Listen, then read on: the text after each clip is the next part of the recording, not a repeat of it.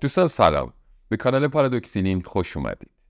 بریم به سالهای خیلی دور، به قبل از انقلاب و روزهای خاطرات سیاه و سپید، رادیو و برنامه گلهاش. ویدیوی امروزمون راجع به بانو روحانگیز، خواننده قدیمی کشور عزیزمون ایرانه.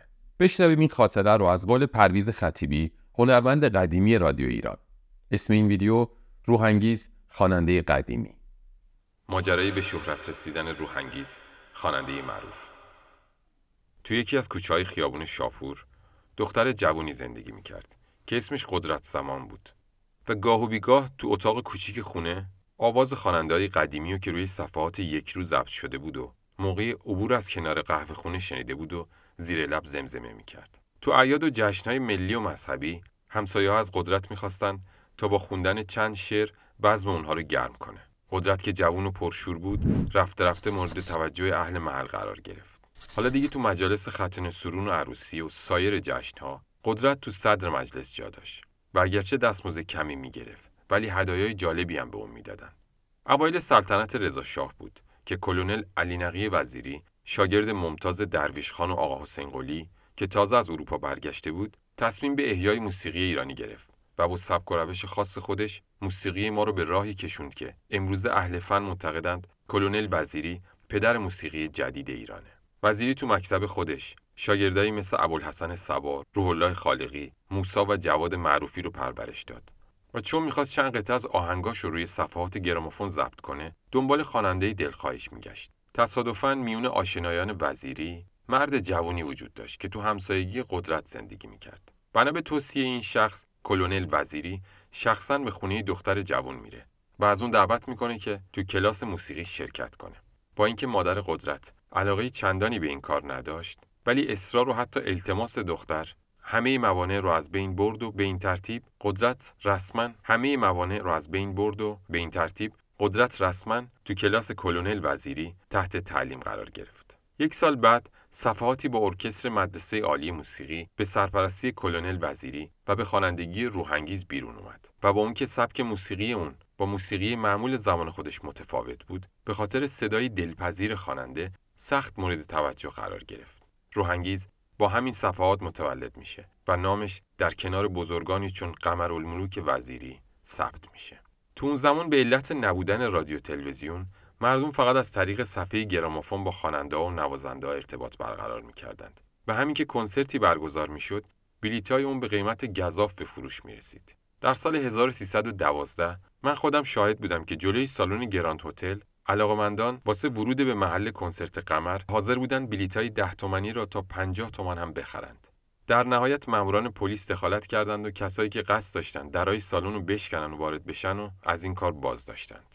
اون شب من و اعضای خانواده‌ام جزو کسانی بودیم که نتونستیم بلیط تهیه کنیم و مایوس و خسته به خونه برگشتیم. تو خونه هر وقت مادرم گرامافون بوقی رو به راه مینداخت و صدای روحانگیز در فضا میپیچید، همه بزرگترها درباره اون حرف میزدن. جالب این که خاله مادرم تو همون کوچه‌ای زندگی میکرد که روحانگیز تو اونجا بزرگ شده بود. میگفت هر وقت به خونه ما میومد، اونقدر میخوند که شنونده رو سیراب میکرد. حنجره باز و آوایی لطیف و گرم داشت و به بلبل محله معروف شده بود.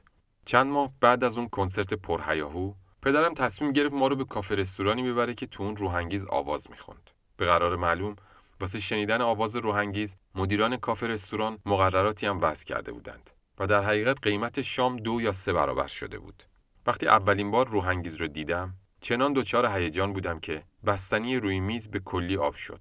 صدای روحانگیز با اون چه که من تو صفحات گرامافون شنیده بودم تفاوت زیادی داشت. آواز صاف و تحریر ساده و روون اون به راستی کم نظیر بود. چنان با قدرت و بی‌دغدغه خاطر میخوند که شنونده رو دچار حیرت میکرد. وقتی به خونه برگشتیم، من تو حال و هوای دیگه‌ای بودم. برای من دیدن یه خواننده معروف آرزوی بزرگی به حساب میومد و اون شب آرزوم برآورده شده بود.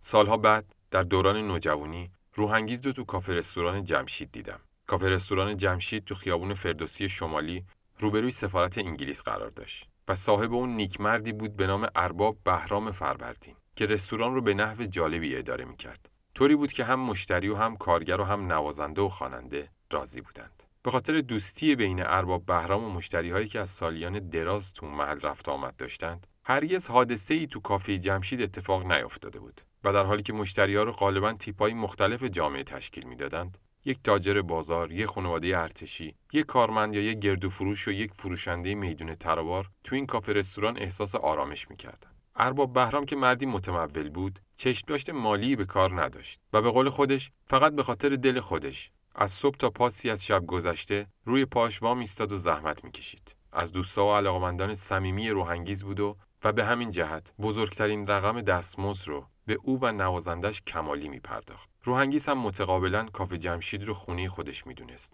و با جون و دل می‌خوند. یک شب تابستون که عده‌ای زیادی تو حیاط کافه جمشید نشسته بودند، قبل از شروع برنامه بین دو نفر از جاهل‌ها، مصطفی زاغی و کریم درویش بگو مگو در گرفت.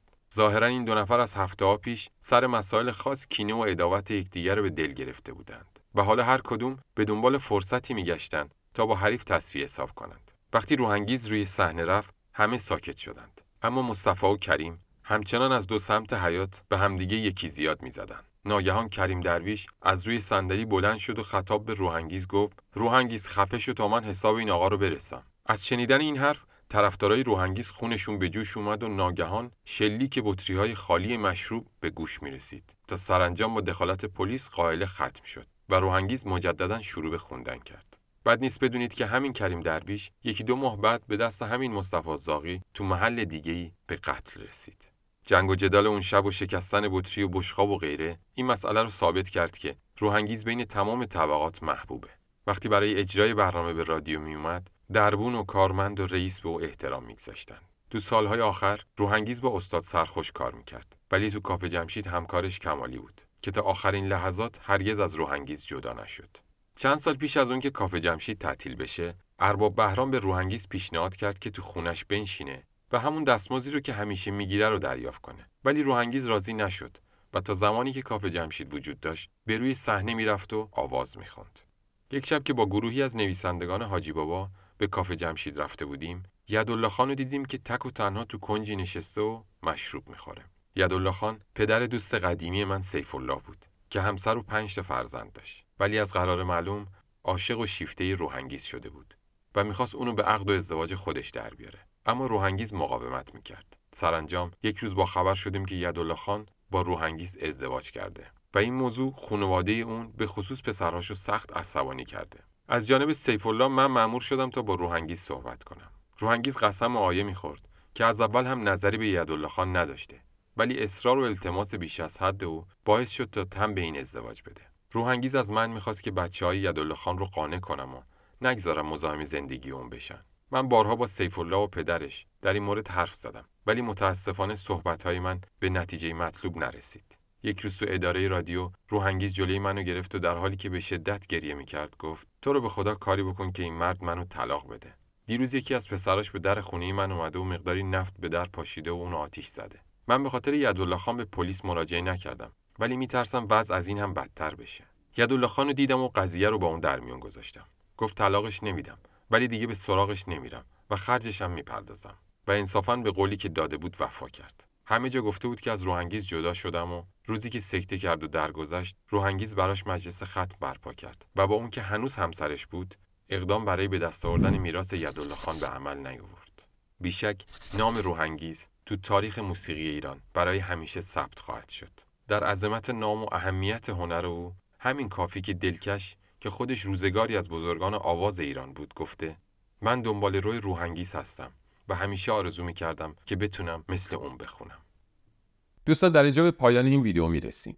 تا یک ویدیو و یک خاطره دیگه شما رو به خدای بزرگ میسپاریم. وقتتون بخیر و به امید دیدار.